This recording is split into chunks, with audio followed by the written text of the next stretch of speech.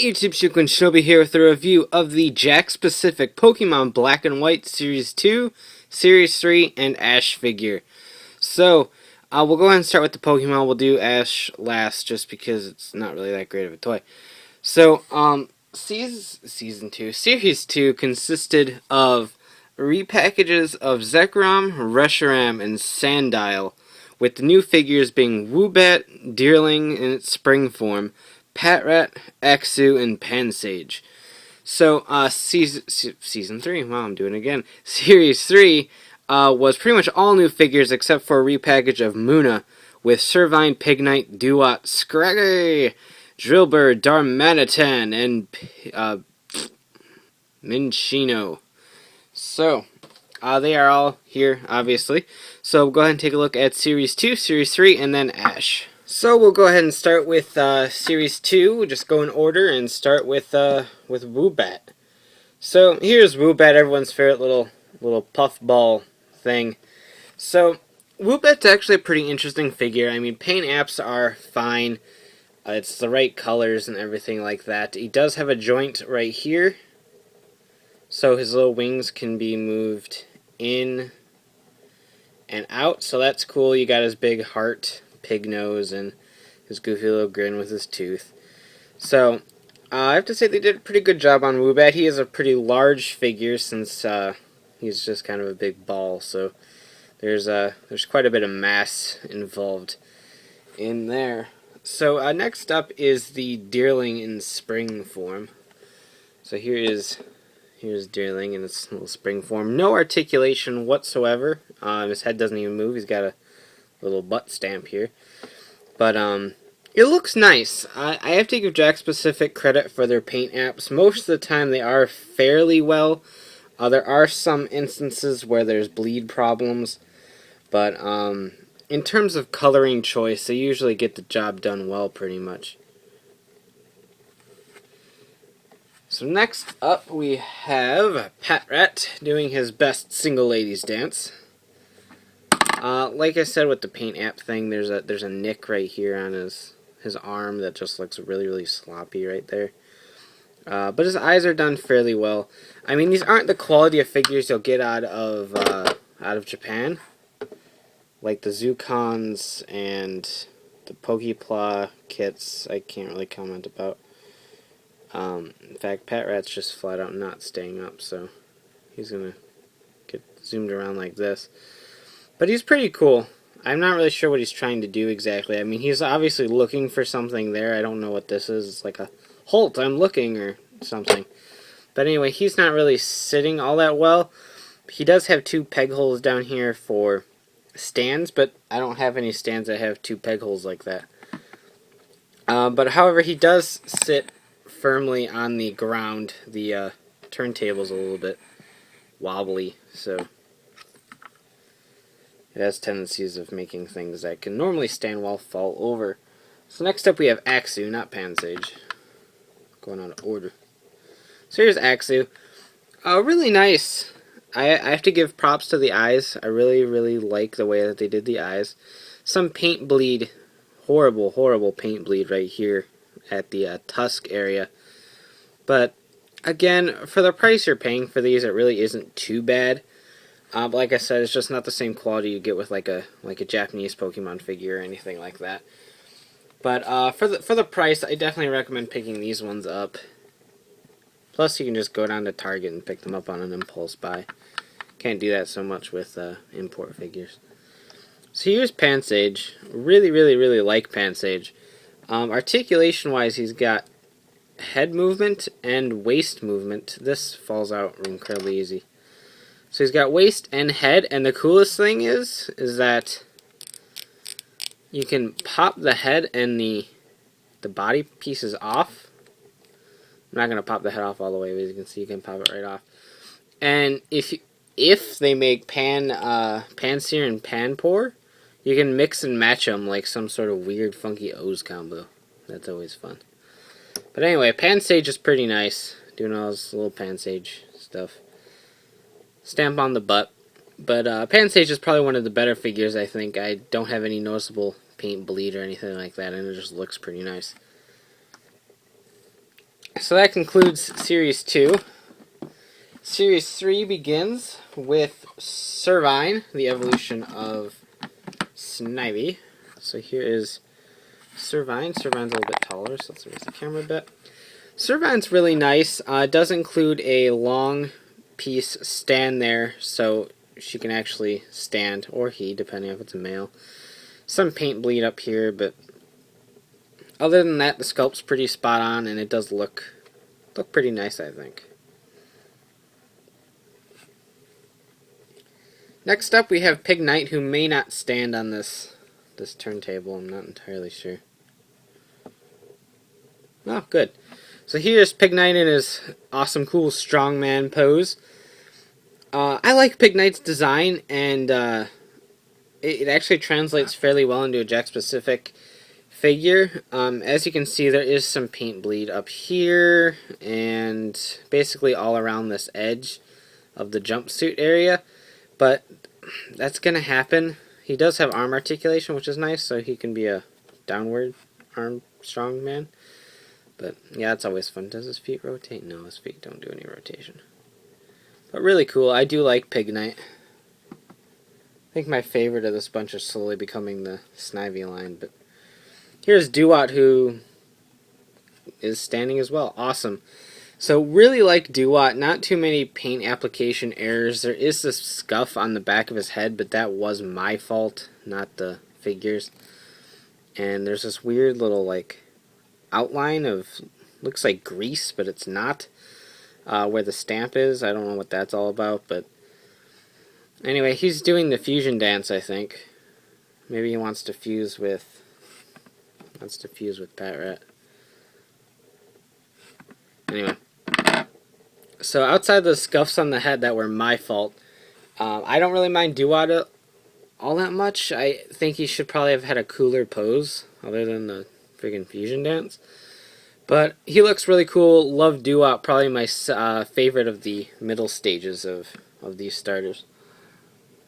Next up is my personal fave, Scraggy! So here's Scraggy holding up his pants, being all adorable. So yeah, no paint application errors, at least as far as I can tell. There's a little bit of bleed around the eye, but that's fine. He's got his little head thingy, and he's all derpy and holding up his pants. He does come with a stage, because otherwise he can't stand. Such is the fate of a lot of these Pokemon. But yeah, really, really dig Scraggy. He was not the last one I found, but pretty close to it. So he's only available in the single packs. So he's a little bit harder to find, especially now that everyone's clearancing these things out. Next up is Drilbur. Drilbur is available in a Series 2 triple pack as well. But I waited and picked him up through the little packs that come with the flingy discs. But anyway, here's Drilbur wanting to give you a hug. I think he's adorable. I love him. But yeah, no articulation or anything of the sort. Lots and lots of paint scuffs and everything all through here. But like I said before, the color choice and the quality is nice. It's just the paint applications aren't entirely accurate. Or rather, just aren't entirely of quality, I guess you can say. Here's Darmanitan, also available in the Series 2 triple pack. Really cool figure. He's probably one of the bigger ones next to Pignite and Woobat. And everything sits flush against the ground. There's no sort of weird placement issues. He's got his goofy smile. That's signature of Darmanitan. Not as many paint bleeds as I was anticipating up here in the fiery eyebrows. But really cool figure overall. In fact, he kind of has a body shape similar to Heatran. I just realized that. Interesting. So there is Darmanitan. And then lastly we have Minccino, who would have difficulty standing, but its tail's so big that it acts as a brace and can't fall over. So again, with the white paint scuffs that are probably my fault from the way I was storing them. But other than that, I don't know. Minccino's got kind of this just blank smiley face on, and I probably would have liked to see just a little bit more of a cute face, as opposed to just like a line for a smile. Articulation-wise, there's a little bit of a head rotation, but that's it. So that be all. So there is the season 2, I did it again, Series 2 and Series 3 figures. And then last up we have Target exclusive Ash figure. And I'll get into the details in a second. Let's see. Cool weekend. So here's Ash. Ash was available first with a Pikachu, the one doing the little peace sign thing. Later, Target re-released Ash. Well, not re-released. It was at the same time, really. 3 different ones with an Oshawott, a Tepig, and a Snivy. I bought mine with a Snivy, but I reviewed Snivy already in the first wave of figures, so I didn't bother getting them out. But anyway, the Ash figure has a rotating head. The cap does not rotate, as you can see, it's just flung out of my hand. A shoulder swivel, a single joint right there at the elbow, a wrist swivel. If you pop off his stand, he does have a swivel at the leg, hindered quite a bit by his butt. And then a single joint right there at the knee, and nothing down here at the feet. Like I said, he does come with a little stand. He stands just fine on his own, but comes with the stand, you might as well use it. Detail-wise, it's not all that bad. It took a while for me to find one that had a fairly flush hat. There was a lot of paint and bleed and stuff on the hats and the other ones at the store. His face isn't that bad. His little cheek zigzags are still confuse me, but and I hate his mouth. It's way too dark, I think. But other than that, I think they did a pretty good job capturing Ash's image. His shirt is fairly well, or his little hoodie, jacket, whatever. Gloves with his wristbands, or rather the bands of his gloves, and then the feet down here. It's a pretty nice figure for display purposes. I mean, obviously with the lack of a shoulder joint right there, you can only do things like this. You can Uchikita. But you can't really get any sort of super cool like Pokeball throwing poses, especially since his hands are automatically in a fist. But it's not a bad figure. It was, I think, about $12 or something for Ash and the figure, which isn't too bad. If you're a fan of Ash, I probably recommend picking it up. But otherwise, I don't particularly think he's worth it. I'm not even sure if they still stock him anymore, honestly. But so anyway, that concludes this. And here we are with everyone. Series 2 was okay and brought in some pretty nice Pokemon selection. Series 3 is definitely the winner here, with only having 1 repeat in the single packs. And most of the triple packs gave you a majority of the Series 2 and Series 3 releases. I think Scraggy was the only one that wasn't available in some form of triple pack between Series 2 and Series 3. I'm not entirely positive, but I want to say that's true. The Ash figure's alright. Like I said, for the price, it probably isn't worth it unless you're a hardcore collector or you just really like Ash. But I definitely recommend these figures. They're about, a lot of places are clearancing them now, so they're probably pretty close to about $5. But about $7 or so on the retail market, depending on where you pick them up. The triple packs are $12 for 3 of them, so obviously they're a much better deal if you can get a hold of those. But if you do get all of those, there are some repeats from Series 1 and stuff like that as well. So keep that in mind when you're hunting. There has been no word on a Series 4 or beyond. I don't know whether Jakks Pacific is canceling the line or whether they're just in a little bit of a hiatus period. This happened a couple times with the Pokemon figures. So can't really speak on what's to come right now. If the line did end, I would be pretty sad because I do enjoy picking up Pokemon toys at retail as opposed to importing them from Japan. But like I said, the quality of these figures is pretty poor compared to a lot of the Japanese collectible figures. but they're also quite a bit more expensive, and then of course you have to go through the importing process.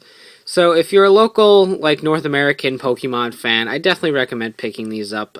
Scaling issues aside, they are pretty nice static figures, and I certainly have no major problems with them besides the whole paint bleed issues that Jakks Pacific seems to have. So you can check out shukenshinobi.com for latest updates on my reviews and hauls, and of course check out Riders, Rangers, and Rambles.com, bringing you the latest tokusatsu news in the craziest way possible. So take care and have a great one.